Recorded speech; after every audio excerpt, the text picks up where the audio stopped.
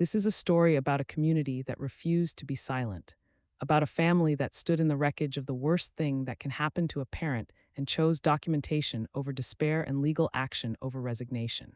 About what happens when the people who are supposed to protect a community become the reason the community needs protection, and about what justice actually looks like when it arrives slowly and imperfectly and at enormous cost and is still, despite all of that, worth every moment of the fight to reach it. This is not an easy story to tell, and it is not an easy story to hear, but it is a necessary one, because the families who fight these fights deserve to have their fights witnessed, and because witnessing is the beginning of accountability. Darius Coleman was 17 years old on the night of March 8th, a junior at Jefferson High School in the city where he had grown up, where his mother worked as a nurse and his father worked in construction, and where his younger sister had been born in the same hospital where Darius had taken his first steps. He was walking home from a friend's house at 9:45 in the evening, a walk he had made dozens of times on a route that took him through his own neighborhood, along streets where he knew the names of the families in most of the houses. He was wearing a gray hoodie and carrying a backpack with his basketball shoes inside. He had texted his mother at 9:30 to say he was on his way. She was waiting up. The call she received at 10:20 was not from Darius. It was from a neighbor who had seen the police lights from her window and who had called Darius's mother because the neighbor knew the boy on the ground and wanted his mother to know before she heard it from anyone else. Darius's mother, a woman named Patricia Coleman, who had been a nurse for 22 years and who had the specific calm under pressure that emergency medical training produces, and that does not fully protect you when the emergency is your own child, drove to the scene in 4 minutes. She found her son on the pavement 2 blocks from their home. He was alive. He remained alive for 6 days before the internal injuries from the encounter with the officers who had stopped him became the cause of his death. He was 17 years old. He had been walking home. The initial police report described the encounter as a response to a call about suspicious activity in the area and a subject who had behaved in a manner the officers characterized as threatening and noncompliant. The report described the use of force as consistent with department protocols and proportionate to the threat assessment made by the officers at the scene. It described Darius Coleman as having been uncooperative and as having made movements that the officers interpreted as posing a risk to their safety. The report did not mention that Darius Coleman was 17 years old. It did not mention that he had a backpack with basketball shoes. It did not mention the text message to his mother at 9:30. It described an encounter and a use of force, and an outcome in the language that official reports use when the language has been crafted to describe the outcome in terms that produce the smallest possible gap between the action and the justification. Patricia Coleman read the report from her son's hospital bedside, and she understood immediately what the language was doing and what it was not saying, and she made a decision in that hospital room that she maintained through 6 days of vigil and through the funeral and through every subsequent moment of the fight that followed. She was going to document everything. She was going to find every piece of evidence that the report had not included, and she was not going to stop until the accounting was complete. The community response to Darius Coleman's death was the kind of response that happens when something occurs in a neighborhood that has been accumulating incidents and grievances and unanswered questions for years, and that has finally received something it cannot manage through patience alone. The vigils began the evening after his death and continued for 11 consecutive nights. The community meetings drew hundreds of people who came not to be angry in the way that produces heat without direction, but to organize in the way that produces sustained and documented pressure on specific targets. A woman named Carol Washington, who ran a community legal clinic, had been in these situations before, and who understood that the space between grief and accountability is navigated most effectively through the specific combination of documentation and legal representation and community visibility that makes looking away costly for the people who would prefer to look away. Carol Washington met with Patricia Coleman on the 4th day after Darius died. They sat in a hospital family room, and Carol laid out what was available and what it required. Patricia said, "Tell me everything." Carol told her everything. The evidence that changed the case was not produced by the police department. It was produced by a resident of the neighborhood who had a doorbell camera that captured 37 seconds of footage from an angle that the official account had not anticipated being captured from. The footage showed a sequence of events that was materially different from the sequence described in the initial police report in specific ways that were not matters of interpretation, but of documented fact. Carol Washington received a copy of the footage from the resident on the 6th day after the incident. She had it reviewed by a use of force expert who had testified in 17 federal civil rights cases and who produced a written assessment of the footage within 48 hours. The assessment was specific and it was documented, and it established the foundation of a federal civil rights complaint that Carol filed on behalf of the Coleman family within 30 days of Darius's death. The filing named the officers involved, and the department and the city in it attached the footage and the use of force expert's assessment, and a comprehensive compilation of prior complaints against one of the named officers that Carol's clinic had assembled from public records over 3 weeks of documented research. The filing was specific, it was documented. It was prepared by a woman who had been doing this work for 18 years and who understood that a filing that cannot be challenged on its specifics is a filing that has to be answered on its merits. I want to spend a moment on Patricia Coleman specifically because she is the center of this story, and because the specific quality of how she carried what she was carrying deserves to be described with the attention it warrants. She was a nurse for 22 years. She had held the hands of people in crisis. She had delivered news that was not survivable.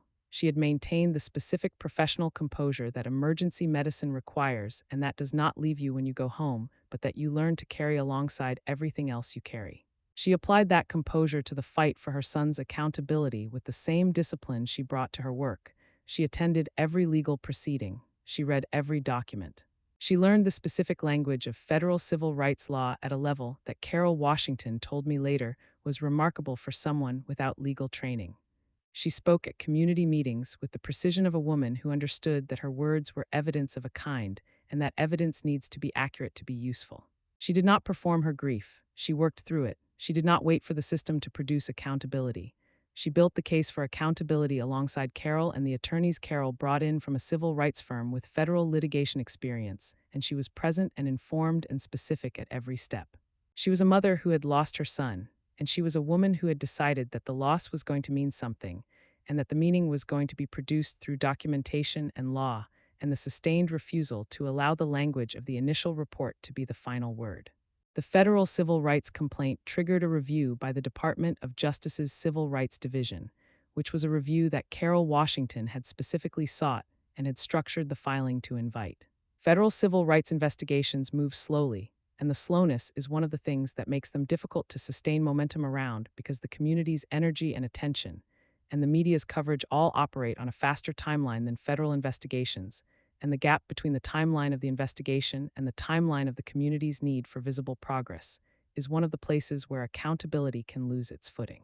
Patricia Coleman understood this. She and Carol maintained the community's visibility throughout the investigation through a combination of regular public updates, documented community meetings, and a media engagement strategy that kept Darius Coleman's name in the public record not as a tragedy to be briefly remembered, but as a case with an ongoing legal status that warranted continued attention. The investigation produced findings 18 months after the filing. The findings were specific, and they supported the core of what the footage and the use of force assessment had established. The Department of Justice entered into a consent decree with the city that required specific reforms to the department's use of force protocols and documentation requirements and oversight mechanisms, and that included a monitoring provision that Carol Washington's clinic was named as a community partner in implementing. The civil case reached a settlement that Patricia Coleman and Carol Washington accepted after reviewing it with the federal litigation attorneys and determining that the terms represented the most complete available accounting given the specific legal landscape and the evidence and the 18 months of federal investigation that had preceded it. I am not going to speculate about the specific settlement amount because that information belongs to the Coleman family and because the amount is less important to this story than what the settlement represented. What it represented was a formal acknowledgement by the city that what had happened to Darius Coleman on March 8th was not what the initial report had described. It was a documented record that would exist in the legal history of that department and that city. It was a consent decree that had specific and monitored requirements. It was not everything.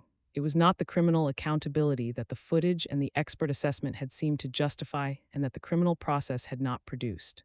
Patricia Coleman said at a community meeting after the settlement was announced that she had learned to hold two things simultaneously.